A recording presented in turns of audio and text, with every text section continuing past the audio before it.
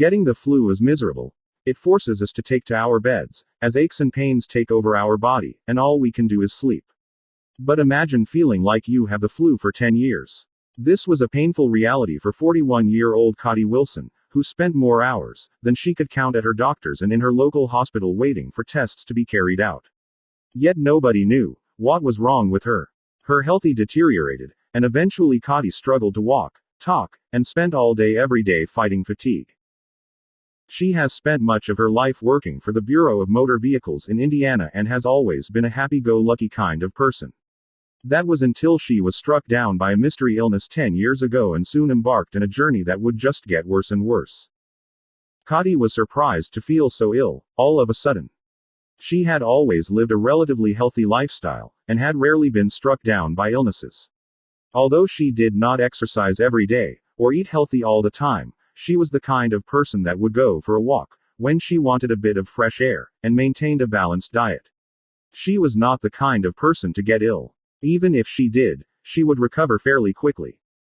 Because of this, Kathi was shocked to wake up feeling incredibly weak and ill a decade ago. She felt as she didn't have any energy to do anything, and felt incredibly run down. However, she just assumed that it was a sickness bug or a common cold that she would get over as she always did. She believed that she would be ill for a few days before making a full recovery and feeling like herself again.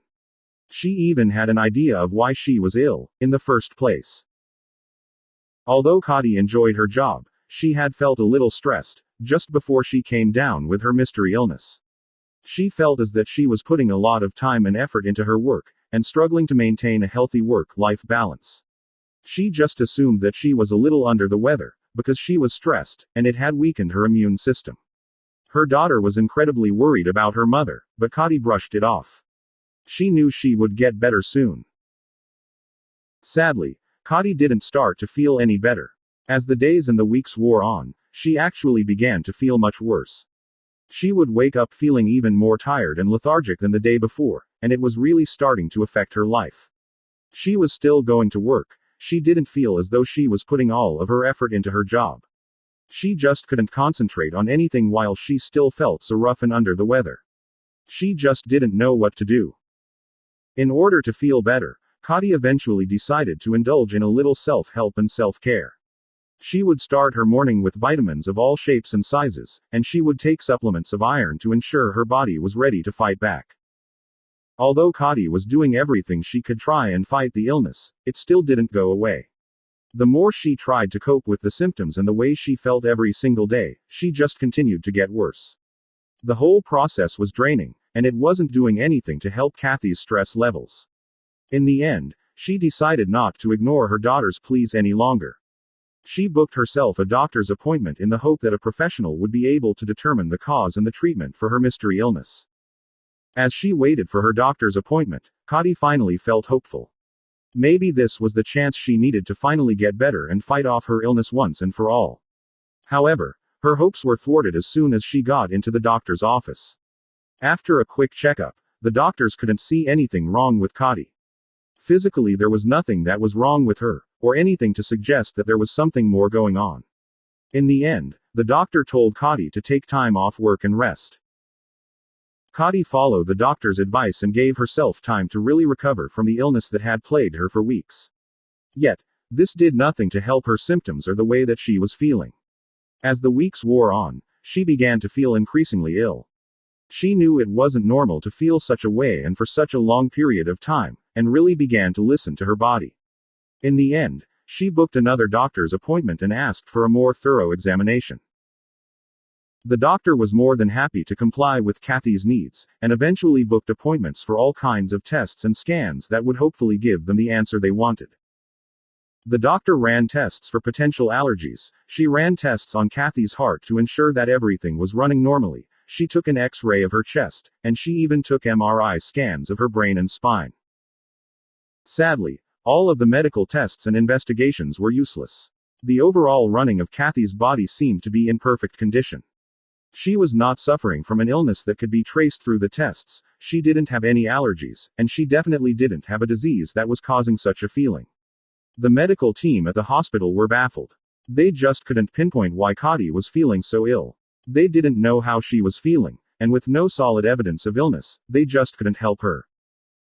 Kathi was upset and angry that she still didn't have the answers that she needed to make a full recovery, and she was even more emotional as the days passed. Her condition and her illness was slowly but surely taking over her body, and she would feel pain in new places every single day. In fact, she was soon unable to walk unaided. By this point, she was largely housebound but had to use a cane if she wanted to move from one room to the other. Kathi continued to live with this mystery illness for 10 years. No matter how many tests or investigations they did, there were just no answers. Her illness did not play by the book and modern technology couldn't pick anything up out of the ordinary. Because of this, she began to resign to the fact that she was just going to have to live with her illness. It would have to be a part of her life, and she would just have to cope with it. At least, that's what she thought until the construction workers came along. To give her house a new lease of life, Kathi and her husband decided to have their bathroom remodeled. What she didn't realize at the time was that this decision would also give herself a new lease of life. To get the job done, Kathi hired a group of local contractors who would carry out the job and transform their old bathroom into something modern and fresh. As they made their way into the house to complete the task at hand, they noticed something amiss. As the construction workers looked at the object in front of them and investigated it further, they soon realized why Kathi had been feeling so ill over the past 10 years. Although almost everyone had heard of the illness before, it was virtually undetectable if you didn't know what you were looking for. Thankfully, these men just happened to be looking for the cause of it all while transforming Kathi's bathroom and discovered something that the doctors had missed. In fact, the doctors hadn't even thought of it. To complete their job, the construction workers had to make their way to the furnace and the water heat. What she didn't realize at the time was that this decision would also give herself a new lease of life. To complete their job, the construction workers had to make their way to the furnace and the water heater to disconnect the pipes. When they opened the closet and looked at the objects in front of them, they knew immediately what was wrong. The pipes connecting these vital components had not been fitted correctly, and there was a leak. What was even more dramatic about this situation is that the pipes had been leaking carbon monoxide for the past 10 years, and it was slowly but surely filling up Kathi's house. As soon as the contractors told Kathi what had happened, she immediately knew why she had been feeling so ill. Over the past decade, the carbon monoxide had been slowly but surely poisoning her and causing her to feel unwell. Thankfully, the contractors were on hand to fix the leak, and she immediately noticed a difference in her health. She didn't feel quite as lethargic, and she felt as that she was back to her normal self. She hadn't felt this way in years, and she was over the moon.